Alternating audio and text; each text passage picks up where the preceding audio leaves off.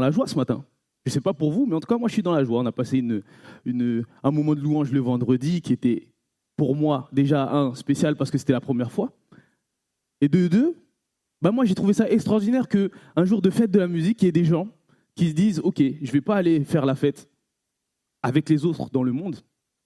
Je vais venir et je vais donner gloire à Dieu. Je vais me prendre un prétexte pour donner gloire à Dieu. » Et ce truc-là, c'est un principe un peu d'excellence de la vie chrétienne. Et le thème que je vais aborder aujourd'hui, c'est l'excellence. L'excellence, pourquoi ? Parce que moi, quand j'étais petit, je ne sais pas pour vous, je ne sais pas qui dans la salle a déjà écouté Charles Moumbaya. Vous écoutez Charles Moumbaya ? Voilà, je ne vais pas nommer ce peuple. Mais quand on était petit, nos mamans nous mettaient souvent les louanges de Charles Moumbaya, et il avait un chant qui disait « Je suis la tête et non la queue, les marabouts ont peur de moi, les sorciers ont peur de moi, je suis la tête et non la queue. » Et ma mère, elle me répétait ça le matin, avant que j'aille à l'école, avant que j'aille au culte. Je suis la tête et non la queue. Même quand j'allais au foot, j'avais ce petit truc-là. Je suis la tête et non la queue, je suis la tête et non la queue. Et Sénère m'a interpellé sur ça cette semaine et il m'a dit « David, ça fait combien de temps que tu n'as pas pris le temps de méditer sur une image que je t'ai donnée avant ? Est-ce que tu avais vraiment bien compris cette image ? Je suis la tête et non la queue. Déjà, est-ce que quelqu'un connaît la référence de ce verset ? Parce que Charles Moumbaya, il n'a pas écrit comme ça, il n'a pas dit comme ça. Il dit « Je suis la tête et non la queue » et ça vient de quelque part. Est-ce que quelqu'un sait à peu près où est-ce qu'on se place dans la Bible ? Matthieu ? Ouais, t'es pas loin. Josué, on est un peu aux antipodes, les gars. Josué, oui, Deutéronome. On est dans Deutéronome. Dommage, Yann. En ce moment, t'as que des zéros. Tu peux me mettre Deutéronome 28-13 ? Ah, je te remercie. Merci beaucoup.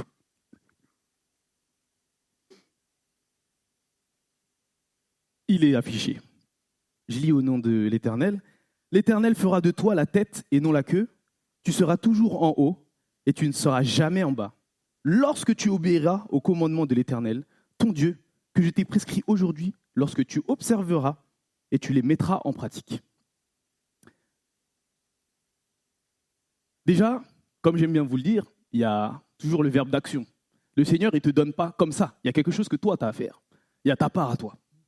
Et le Seigneur me rappelle ce matin que pour être la tête et non la queue, et ça a été ça tout le culte, il faut qu'il y ait la présence de Dieu. Le frère Christian, il est venu et il nous a dit, il y a des choses qui me semblent impossibles. Et en vrai, quand je les fais, c'est impossible. Mais parce que j'ai la présence de Dieu, ces choses-là, elles deviennent possibles. C'est Dieu qui me l'a dit. Et c'est la présence de Dieu qui fait que tu deviens la tête et non la queue. Notre sœur est venue ici et nous a dit, je vous avais fait le témoignage, je devais partir au Canada il y a 1 an, et en fait, quand tu veux au Canada, il faut quand même que j'ai un travail. Et puis, j'ai dû passer un entretien. Vous connaissez les process d'entretien ? Normalement, les process d'entretien, tu envoies ton CV, ta lettre de motivation, il y a un premier entretien de groupe, des fois, il y a un premier entretien avec un manager, après, il faut voir la RH, après, il faut voir le DG, après, il faut... C'est un parcours du combattant, l'entretien. Et qu'est-ce qu'elle nous a dit ? Elle nous a dit que pendant cette période-là d'attente, elle a mis Dieu devant. Et c'est à ce moment-là qu'on peut expérimenter ce verset. L'Éternel fera de toi la tête et non la queue. Ça veut dire qu'elle-même, dans sa surprise, dans son attente, le Seigneur l'a élevée. Là où elle a été dans quelque chose où elle n'avait même pas de travail ici, elle n'avait même pas de quoi se projeter dans l'avenir, elle a été fidèle dans les petites choses. Les petites choses que Dieu lui a confiées. Et moi, en fait, pendant ma jeunesse, j'avais toujours en tête que je suis la tête et non la queue, ça veut dire, David, quand tu vas à l'école, il faut avoir des bonnes notes. David, quand tu vas au foot, il faut être le meilleur. Mais quand ma mère me demandait de faire la vaisselle, non, t'as mal répondu. Moi, j'étais enthousiaste à faire la vaisselle. Par contre, je pouvais mettre de l'eau par terre et faire des glissades après. C'était ça mon problème. Mais du coup, ça m'a amené sur cette réflexion et je me suis dit, tiens, c'est une image que le Seigneur y donne. Qu'est-ce qui, dans la vie de tous les jours, parce que le Seigneur nous dit d'observer les choses, a ce côté tête et ce côté queue. Et j'ai pensé au chien. Vous voyez le chien ? Ah oui, tu vois le chien. le chien, qu'est-ce que sa queue, elle fait? Elle remue. La queue du chien, elle remue. Pourquoi la queue du chien remue? Parce qu'il est content, parce qu'il s'exprime. Moi, je pense, en ayant observé le chien, que finalement la queue, c'est quelque chose qui n'est pas contrôlé. C'est souvent même quelque chose qui le trahit. Ça veut dire que le chien peut rester comme ça, mais sa queue va bouger et on va se dire « Ah, il est content ». Il n'a pas souri, il n'a pas aboyé, mais on va se dire « Il est content ». Quand le chien est triste, qu'est-ce qu'il fait? Sa queue, elle se baisse. Et en fait, la queue, c'est quelque chose qui est sujet aux émotions.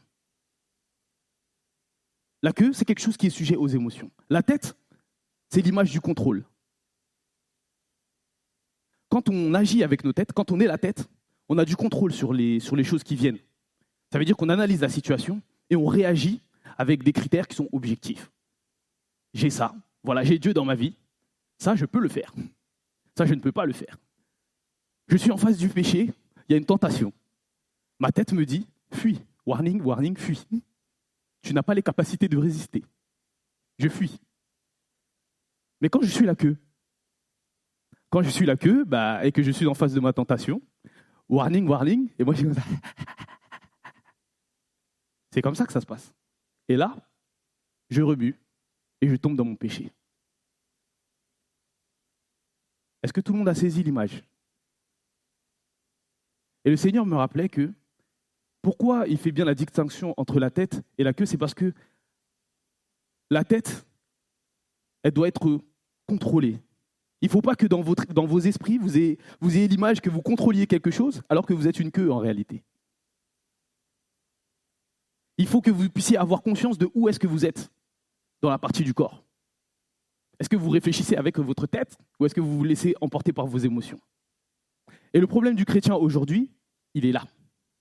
Je le disais hier aux jeunes, je disais, les jeunes qui sont là, qui étaient là hier, levez-vous. Mais non, je ne vais pas vous faire la question d'hier, les gars, vous inquiétez. Levez-vous. Je ne vais pas vous faire la question d'hier. Entre vous, avant hier, qui marchait dans la vérité? Lève la main.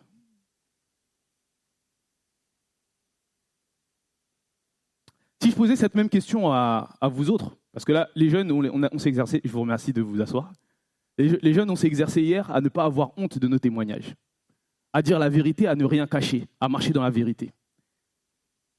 Et souvent, un des jeunes m'avait témoigné, il m'a dit, des fois je peux te dire que je suis en règle, mais en vrai je ne suis pas en règle parce que j'ai honte. Parce que j'ai honte des on-dit.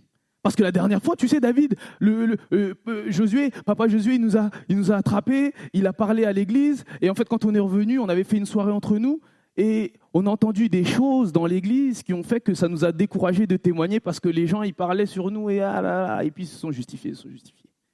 Qu'est-ce que je leur ai répondu? Je leur ai répondu, les gars, le problème, c'est pas forcément que les gens te jugent. Le problème, c'est pourquoi tu le fais. Tu es à l'église. Nous sommes à l'église. Nous sommes venus pour célébrer Dieu. Le Seigneur recherche celui qui l'adore en esprit et en... Donc quand je te demande de te lever, je te dis, jeune homme, marches-tu dans la fornication? Et que tu me réponds non, ça veut dire que tu n'as pas conscience que c'est le Saint-Esprit qui t'a donné l'opportunité de confesser ton péché. Et ça veut dire qu'au moment où tu te lèves, en réalité, tu regardes aux hommes. Tu regardes à ce qu'on pourra dire, le qu'en dira-t-on. Tu regardes à ces choses et en fait, tu marches en fonction de ces gens. Peut-être même que tu viens au service ici en fonction de ces gens et que tu as perdu ton pourquoi. Et j'avais quelques jeunes qui me disaient, désolé, j'essaie de ne pas vous dire vos noms, il y avait quelques jeunes qui me disaient, David, j'arrive même plus à lire, je ne sais même plus pourquoi je sers. Parce qu'en fait, ils ont perdu leur pourquoi. Ils étaient tellement focalisés sur ce qu'il y avait autour que les émotions, elles ont pris le dessus. Je pensais qu'à l'église, les gens ils étaient là pour m'accompagner. Je pensais qu'à l'église, quand on allait dire ça, les gens ils allaient prier pour moi. Mais en fait, ils me jugent. Mais en fait, ils font ça. Et en fait, j'ai perdu le côté tête et je suis devenu la queue. Je commence à agir avec mes émotions. Donc, je commence à donner de la haine aux gens. Je commence à donner de la colère aux gens. Je commence à la refuser de l'amour. Je commence à venir au service ici et avoir perdu mon but. Je deviens la queue. Je deviens contrôlé par mes émotions. Et du coup, ça m'a fait s'ouvrir. Pourquoi ? Parce que je me disais, vous venez, vous me demandez un secret que je n'ai pas. Vous me demandez un secret que je n'ai pas. La Bible, elle est claire. Il n'y a pas de secret. Qu'est-ce qui est marqué ? Il y a écrit, lorsque tu obéiras aux commandements de l'Éternel, ton Dieu, que je te prescris, lorsque tu les observeras et les mettras en pratique, on revient au début, je ferai de toi la tête et non la. Mais ça commence par là. Vous vous posez la question de pourquoi les choses ne fonctionnent pas. Vous vous posez la question de pourquoi vous n'arrivez pas à marcher vers l'excellence. C'est parce que vous avez oublié pour qui vous devenez excellent. Vous avez même peut-être commencé à oublier pourquoi vous voulez devenir excellent. Et un des symboles de l'excellence, pour moi, il y en a deux dans la Bible. Il y a Daniel et il y a Joseph. Daniel, c'est le plus criant. Il y a même un verset qui dit de Daniel, dans Daniel 6, au verset 3, qui dit « Daniel surpassait les chefs et les satrapes parce qu'il y avait en lui un esprit supérieur. Et le roi pensait à l'établir sur tout le royaume. » C'est-à-dire que Daniel, dont vous connaissez la piété, dont vous connaissez cherche premièrement le royaume de Dieu et toute chose te sera donnée au-dessus. Daniel, il avait la soif de l'Éternel. Il nourrissait sa foi. Et c'est parce qu'il nourrissait sa foi, de manière très basique, médite ta parole jour et nuit, que le Dieu lui a donné un esprit supérieur et qu'ensuite il a été élevé. Mais l'exemple le plus criant aujourd'hui, et qui pour moi sera facile à déconstruire pour certains qui n'ont pas l'habitude d'ouvrir leur Bible, c'est celui de Joseph. Et pour ça, vous lirez à la maison Genèse 41, peut-être vous reviendrez à 39, 40 et 41. Mais l'exemple de Joseph, il est très parlant. Moi, j'avais une mauvaise image de l'histoire de Joseph. Je pensais la connaître parce que je regardais le dessin animé de Joseph. Et du coup, quand il arrive en prison, pour moi, c'était la période triste de Joseph. Pour moi, il y avait des chansons, il criait à Dieu, il ne comprenait pas, il se jetait par terre, il y avait des rats, voilà. C'était ça mon image de Joseph. Et en relisant la Bible, je me suis rendu compte qu'en fait, Joseph, à partir du moment où il arrive en Égypte, il a eu tous les statuts qu'un humain peut avoir. C'est quoi le plus bas statut pour un humain ? Esclave. Est-ce que Joseph n'a pas été le meilleur esclave ? Parce qu'il a été le meilleur esclave, Potiphar en a fait le chef des esclaves. Il lui a donné même sa maison en intendance. Vrai ou faux ? Au moment où il y a eu le mensonge dont on revient souvent à l'église, le mensonge de sa femme, il a été jeté injustement en prison. Mais la parole de Dieu dit que, en tant que prisonnier, c'était le meilleur des prisonniers. Moi, j'avais oublié cette partie. Peut-être que j'ai lu et mes yeux de passaient dessus comme ça. Mais il a été le meilleur des prisonniers.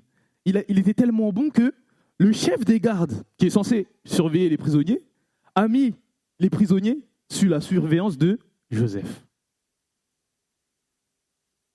Qui savait ? Vous pouvez lever la main. Ah, vous avez appris quelque chose aujourd'hui. Il est devenu le chef des prisonniers. Il est devenu même leur surveillant. Et c'est parce qu'il a été élevé d'abord d'esclave à intendant, il a été élevé. Mais quand il lui est arrivé la tribulation et qu'il a été rabaissé, que c'était un moment où Dieu permettait qu'il soit rabaissé, il n'a pas commencé à se morfondre et à agir en tant que queue. Il s'est dit non, moi mon identité c'est d'être la tête. Dans tout ce que fait, dans tout ce que Dieu me donne, dans tout ce que je traverse, je suis la tête. Et en tant que prisonnier, j'aurai la meilleure attitude. J'aurai le meilleur comportement. On pourra me faire confiance. Même dans mon état de prisonnier injustifié, vous verrez, je serai la tête. Et c'est parce qu'il a été fidèle dans les petites choses. Fidèle dans les petites choses. Et on le répète à chaque fois. Et j'en ai des frissons quand je vous le dis. il a été esclave, il a été le meilleur esclave. Je ne sais pas si moi, en me faisant fouetter, j'aurais été le meilleur esclave, vu mon tempérament. Même en tant que prisonnier, tu vis des moments qui sont difficiles. Peut-être qu'à ton travail, tu es celui qui charbonne le plus. Tu es celui qui travaille le plus, qui met le plus de cœur à l'ouvrage, mais le manager ne voit pas. Et ça fait 1 an, 2 ans, 3 ans. Tu bosses, tu bosses, tu bosses. On dirait de manière triviale comme un chien. Tu remues la queue. Mais Dieu, il voit ce que tu fais. Tant que tu ne murmures pas. Joseph ne murmurait pas. Et c'est pour ça qu'il a été élevé. Au moment où peut-être il ne s'y attendait plus, au moment où peut-être il avait pris l'habitude d'être prisonnier, et peut-être maintenant c'était devenu son boulot, quoi. Finalement, je suis un gardien de prison. Eh ben non. 2 personnes qui étaient à la table du pharaon, qui ont été envoyées en prison, lui ont parlé de leurs songes, il a interprété les songes, et puis, je ne vous refais pas l'histoire, il a fini par interpréter le rêve de Pharaon. Mais au moment où il a interprété le rêve de Pharaon, c'est un don qu'il a depuis qu'il est petit, vrai ou faux? Mais qu'est-ce qui fait la différence avec Joseph? C'est qu'il n'a jamais abandonné de rechercher l'excellence.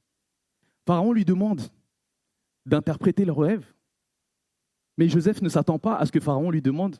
Mais du coup, maintenant que tu as interprété, qu'est-ce que je fais?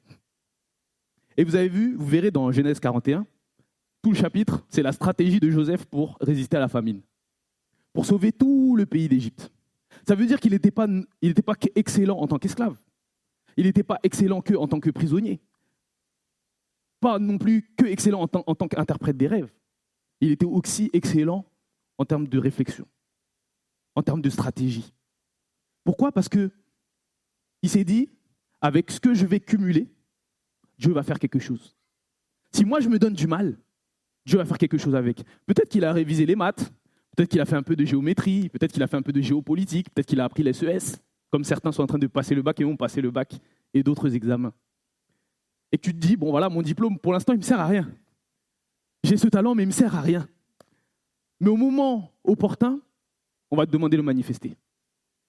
Mais le problème, c'est que si à ce moment-là, tu es la queue, si tu as abandonné être fidèle dans les petites choses, comment tu veux que Dieu t'utilise dans ta vie? Ou pour les autres? Parce que là, le gain, il n'était pas pour Joseph. Hein. Il était pour un pays qui lui a craché dessus, qu'il a eu en esclavage pendant quelques années, qu'il a eu en prison pendant quelques années. Et au moment où il interprète ce rêve, il n'est même pas sûr qu'il va sortir de prison. Ça veut dire que quand Dieu l'utilise et que Joseph lui dit « Seigneur, me voici, je vais parler de ta part », et qu'il donne même la stratégie à Pharaon, il dit « Pharaon, choisis un homme de confiance ». Il ne parle même pas de lui. Et combien dans nos vies, on est centré sur nous-mêmes, nos propres efforts. Il ne parle même pas de lui-même. Il dit « Pharaon, choisis quelqu'un ». Sûrement, tu as quelqu'un de confiance dans ton entourage. Il devra faire ça. Moi, personnellement, au travail, j'avais ce truc où, à un moment donné dans ma vie, avant que je me mette à mon compte, j'avais ce truc où j'aimais pas que le manager se donne les fleurs alors que c'est moi qui ai travaillé. Je fais une présentation, tu me demandes de faire une présentation, tu présentes à ma place, on te dit félicitations pour le PowerPoint, moi je suis là, et tu dis oui, je l'ai fait comme ça, alors que c'est moi qui l'ai fait. Tu dis même pas, on l'a fait ensemble avec David. Mais quel découragement! Mais vous voyez, Joseph, il était orienté sur la mission. Il n'était pas orienté sur sa situation. Il était concentré sur le pourquoi je fais les choses, pas pour ce que je peux obtenir. Lui, son but à lui, c'est que sa vie, elle plaise à Dieu. Quand vous êtes là et que vous marchez dans la vérité, quand vous empruntez ce chemin où vous contrôlez votre chair, quand vous traitez durement vos corps, ce n'est pas pour la gloire de votre maman, votre papa qui va vous dire « Ah, félicitations » et qui pourra vous afficher auprès de ses amis « Ah non, lui, vraiment, lui, j'ai aucun problème avec lui, il a fait ses études, il a les tours droits, il s'est marié. » Non, ce n'est pas pour ça. C'est pour plaire à Dieu. C'est pour plaire à Dieu. Cherchez premièrement, pas les fleurs, pas être vu, Soyez dans les petites choses et Dieu va vous élever en son temps. Mon message, il tourne que autour de ça ce matin. Il n'est pas très long. Mais je voulais vous montrer vraiment cette image de celui qui agit par ses émotions. Par exemple, Samson, à qui on a donné aussi un don depuis qu'il est petit. Il avait un don, Samson. Mais avec ce don, qu'est-ce qu'il a fait? Il s'en est servi pour lui-même, pour s'élever lui-même. Il n'a pas attendu même que Dieu puisse l'élever. Il s'est élevé lui-même. Alors que Samson, il était juge pour le peuple d'Israël. Et où est-ce que le don qu'il avait obtenu de Dieu, utilisé pour sa propre personne, l'a amené? Le salaire du péché, c'est là. L'Ecclésiaste dit, je ne me souviens plus du verset, mais il dit, tout ce que ta main trouve à faire, fais-le. Et puis il parle de la science, la sagesse, la force, tout ce que tu as là, tout ce que tu as obtenu de Dieu, de toute façon, utilise-le maintenant parce que tu vas vers la mort. Tout ce que Dieu vous a donné, tout ce qui se présente devant vous, même si au début vous êtes en train de nettoyer, vous ne savez pas comment Dieu peut vous élever. J'en ai vu des témoignages de personnes qui ont commencé dans le gardiennage, qui sont venus ici, c'était les premières vagues de migrants. J'ai parlé avec un tonton comme ça, première vague de migrants. Et puis, il était gardien. Ce n'était pas un travail que tout le monde voulait faire. C'était même le dernier travail que les gens voulaient faire. Et puis, il a compris que, en fait, finalement, les gens, ils ont besoin de gardiennage. Il y a beaucoup de gens qui se font voler. Il est resté dans son coin. Il ne s'est jamais plaint. Il m'a dit, je travaillais avec des gens qui se plaignaient tout le temps, qui cherchaient autre chose, qui voulaient travailler dans des bureaux, qui voulaient faire ça, qui voulaient faire ça. Et lui, il est resté gardien. Il est resté gardien. Et à un moment donné, il a compris. Il a dit, ah, mais en fait, je connais Erlander aussi, les gardiens. Je connais Christian Triff aussi, c'est un gardien. Je connais Aurélien, c'est un gardien. Junior. Bon, les gars, j'ai une idée. Maintenant, on se connaît entre nous. Je connais aussi les clients. Venez, on sort de cette entreprise, on fait notre propre boîte. Aujourd'hui, cette personne, au bled, il a des stations d'essence, des stations de lavage. Il a plusieurs entreprises ici pour du gardiennage avec des chiens, du nettoyage, etc. Pourquoi? Parce qu'en fait, il a été patient dans les petites choses. Dieu l'a mis à un endroit, peut-être qu'il n'avait même pas fait d'études. Il est venu, il est arrivé d'une manière, mais Dieu l'a élevé parce qu'il a été fidèle dans les petites choses. Qu'au moment où on lui a dit « fais les tâches que personne ne veut faire », il ne s'est pas plaint et il les a fait et il a été excellent dans ce qu'il a fait. Personne ne devient manager en n'étant pas excellent. Personne n'a une équipe à manager parce qu'il n'est pas excellent. Et Dieu, il t'élève parce que tu es fidèle dans des petites choses. Le frère Loïc rappelait, et il avait comme sujet de prière, et je te remercie, il a dit, on va prier ce matin parce qu'il y a un esprit de retard. Et il y en a marre du retard. Dans ta vie de chrétien, arriver en retard, c'est être la queue. C'est-à-dire que tu n'arrives pas à te lever le matin pour venir à l'église. Mais si on te disait, Anaïs, viens aujourd'hui à 9h45, et juste parce que tu es là à 9h45, il y a une prime de personnes à l'heure. Pardon? À 5h. Si juste il y a une petite prime que tu as tout le mois parce que tu es venu à l'heure, tu ne vas pas être à l'heure? Élodie, quand on te dit prime de l'uniforme, tu n'es jamais en retard. Voilà. Et je pourrais faire la même chose avec beaucoup de personnes ici. Mais en fait, on n'est pas dans la recherche de l'excellence parce qu'en fait, on a oublié le gain. Comme ça ne nous apporte rien de manière physique, on se dit, bon, bah finalement, Dieu bénit, Dieu pardonne, Dieu comprend, j'ai une semaine difficile. Et c'est pour ça qu'on reste toujours au même niveau spirituel. Hein. C'est pour ça qu'on ne vit pas le réveil. Le pasteur disait toujours, le jour où il y a le même nombre le vendredi et le même nombre le dimanche, on va vivre le réveil. Normalement, tout le monde devrait être motivé. On a dit, on est ici, on va être des gens qui sont pleins de Dieu. On n'a pas besoin d'être plein de gens, on a juste besoin d'être des gens pleins de Dieu. Mais, on vous le dit, ça ne vous donne même pas de motivation. Ça ne nous donne même pas de motivation. Et je m'inclus dedans. Quel est le degré de révérence, quel est le degré de respect qu'on accorde à notre Dieu, celui qui est l'Éternel, qui fera de nous la tête et non la queue. Est-ce que dans la parole de Dieu, il y a écrit qu'on doit faire les œuvres de Dieu avec négligence? Les petites choses que Dieu te donne, les choses où tu te plains au travail, avec tes amis, Le frère Georges, il parlait de gratitude. Comment ça se fait que je n'arrive pas à être excellent, même dans ma posture face à Dieu? Comment ça se fait que je peux venir dans la maison du Seigneur et être lâché comme ça? Manger mon chewing-gum, mettre ma casquette, mettre mes lunettes de soleil, mettre ci, mettre ça, et ne pas être dans une attitude de révérence. Est-ce que je vais être un chrétien excellent? C'est à toi que je pose la question ce matin. Est-ce que je vais être un chrétien excellent? J'ai l'habitude de dire aux jeunes, vous êtes le seul Jésus qu'une personne va croiser.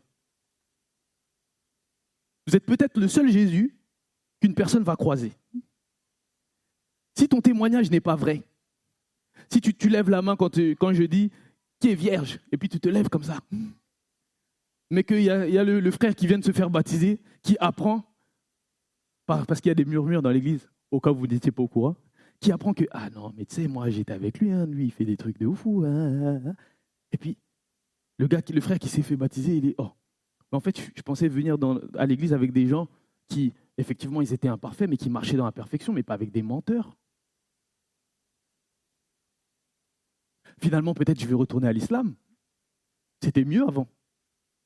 Au moins là-bas, les gens, ils assumaient qui ils étaient. Mais en fait, ici, j'ai l'impression de voir des masques. Peut-être que demain, je vais découvrir que Alain, lui aussi, était un menteur. Arrête si tu veux. Est-ce que vous voyez où est-ce que je veux en venir? Est-ce qu'on va continuer comme ça? En fait, on vient à l'église. On vient pour adorer notre Dieu.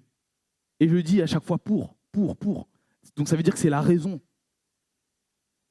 Mais est-ce qu'on n'use pas un petit peu nos efforts dans le vide, à ne pas faire les choses du mieux qu'on le peut? Je ne dis pas qu'on doit marcher sans jamais faire de faute. Je ne dis pas qu'on doit marcher sans jamais tomber. Mais le péché, c'est quelque chose qui est accidentel. Une personne qui est prise dans son péché, qui a eu la grâce d'avoir été pris dans son péché, une personne qui est envoyée en pause, qui est mise au pied de la croix, une personne qui prend le temps d'être mise au pied de la croix, c'est une personne qui dit « Seigneur, merci », parce qu'en fait, j'étais en train d'aller sur la mauvaise route. J'allais faire partie de l'équipe « Seigneur, Seigneur, non, je ne te connais pas ». Et repassez encore dans vos cœurs cette image de Joseph. Esclave, prisonnier. Même en tant que prisonnier, s'il y a un péché qui te colle à la peau, même dans ça, dans ta manière de combattre, tu dois être excellent. Si tu veux que Dieu t'aide à t'en sortir, tu dois être excellent dans ta manière de combattre. Si tu n'es pas excellent, Dieu ne va pas t'élever. Il a permis que tu passes par ce moment-là. Peut-être même que c'est toi qui t'es mis dans ce temps-là. Mais dans ta manière de combattre, tu dois être excellent. Si tu veux aller plus loin avec Dieu, tu ne peux pas penser qu'il va se passer quelque chose de supernaturel, que tu vas venir, tu vas dire « Ah, pasteur, j'arrive pas à prier, j'arrive pas à lire la Bible. » Qu'est-ce que tu veux que je te dise? Je vais prie pour moi pour que je prie. Ok, je vais le faire. Mais si tu rentres chez toi et que tu ne te forces pas à devenir excellent dans ta prière, et oui, il y a des choses qui sont ennuyantes, il y a des choses qui sont chronophages. Mais si tu ne te forces pas à passer un temps tous les jours, tu ne vas jamais devenir excellent dans ta manière de prier. Tu ne vas jamais devenir excellent dans ta manière d'entendre la voix de Dieu. Joseph, il a été élevé, il avait 30 ans. Ça veut dire que depuis qu'il est né jusqu'à ses 30 ans, il a vécu que des déceptions. Il a un don, il se dit « Ah, ce don, il est magnifique, Dieu va me bénir. » Et au final, ses frères, ils sont jaloux de lui, on le jette dans un trou, il traverse le désert, et puis il arrive esclave. Et maintenant, quand il arrive esclave, il doit être encore motivé pour ressembler à Dieu. On te traîne dans la boue et tu dois encore être motivé pour ressembler à Dieu. Tu avais donné ta vie à Christ et tu pensais que ça allait être bien, ça allait être facile. Mais en fait, il t'arrive des galères. J'ai mon petit frère qui me disait, Ah, j'ai pas d'argent, j'arrive à la pompe elle marche pas, il y a tout qui m'énerve, je suis en colère. J'ai envie de faire des choses que je faisais avant. Mais, t'as vu, je viens devant vous pour la deuxième fois. Au début, quand tu as demandé qui a quelque chose à dire, je ne l'ai pas dit, mais cette fois, je viens et je vais me positionner. Pourquoi? Parce que j'en ai marre d'être médiocre, j'en ai marre d'être la queue, d'agir avec mes émotions, je veux être excellent. Aidez-moi, priez pour moi pour que je devienne excellent dans ma marche avec Dieu. Pour que j'arrête de me gargariser, de me donner des excuses, pour que j'aille plus loin avec Dieu.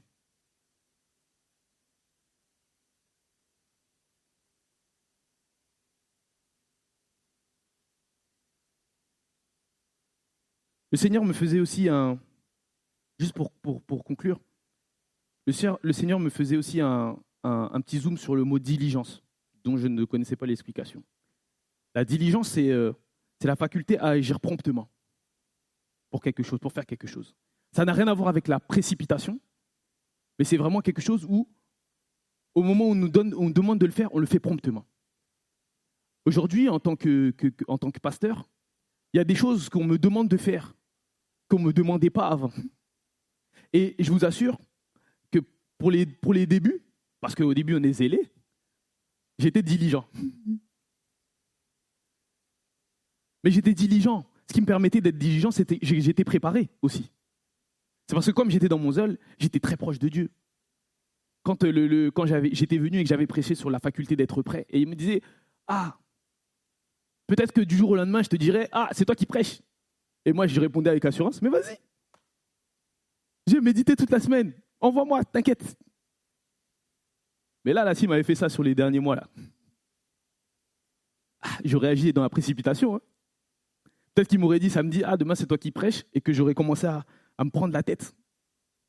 Et c'est là où je dis, Seigneur, merci.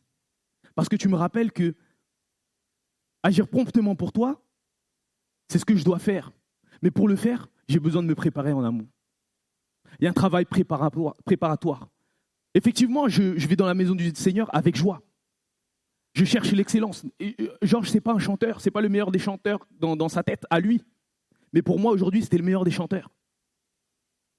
Parce que face à Dieu, il avait une honnêteté. Ça m'a fait monter les larmes. Parce qu'il a été excellent. Il nous a donné une méditation en début de semaine. Il nous a envoyé des audios en privé à tous les musiciens. Il est venu, est-ce que ça va? Est-ce que c'est bon? Est-ce que truc? Pourquoi? Parce qu'il cherchait l'excellence. Il cherchait à avoir les dispositions pour que le Saint-Esprit puisse faire son action. Quand les gens ils s'achitaient, lui, il était calme. Il y avait des discussions de musiciens derrière lui. Il faisait ah. Mais je sais que dans sa chambre, il se mettait à genoux, il priait, il savait que de toute façon, ça c'est le 20% qu'on fait, mais c'est 80% toi. Et que si tu n'es pas là, il ne va rien se passer. Mais Georges, il a investi. Il dit, ah David, est-ce que c'est comme ça qu'il faut chanter? Il a investi dans un petit appareil pour avoir la tonade directement dans l'oreille, pour avoir le rythme, pour ne pas perdre le rythme, parce qu'il a conscience de ses défauts. Et c'est là que Dieu il fait tout pour révéler ses qualités. Les gens ne voient pas les défauts de Georges. Les gens voient les qualités de Georges. Parce que Dieu l'a élevé, alors que lui, il était fidèle juste dans les petites choses que Dieu lui avait demandées. Il a été diligent. Quand on lui a dit « tu vas l'aider », il y est allé avec le zèle. Mais il était préparé. Il est avec sa Bible, il prie. Et c'est là où je voulais en venir avec vous ce matin. Est-ce que vous recherchez l'excellence d'être chrétien? Est-ce que vous cherchez à être le chrétien excellent? Celui qu'on voit, et quand on voit, tout change. Celui qui, quand il arrive au travail, je suis venu, j'étais de mauvaise humeur, mais en fait, j'ai vu ta bouille. Et en fait, finalement, je suis content. Parce que tu souris tout le temps. Parce que tu n'es pas quelqu'un d'aigri. Est-ce que vous cherchez à être excellent avec les gens de votre famille? Quand ils vous font une crasse, est-ce que vous arrivez à tourner l'autre joue? Ou est-ce que vous êtes là et vous restez campé sur vos positions à demander pardon? Quand vous êtes dans le péché avec quelqu'un et que vous avez trouvé votre complice, est-ce que vous cherchez à être excellent et à dire arrêtons nos bêtises et remettons-nous sur la voie de Dieu? Ou est-ce qu'on continue jusqu'à ce que l'autre s'en rende compte et qu'il me dise de le faire? Je vais vous inviter à courber vos fronts.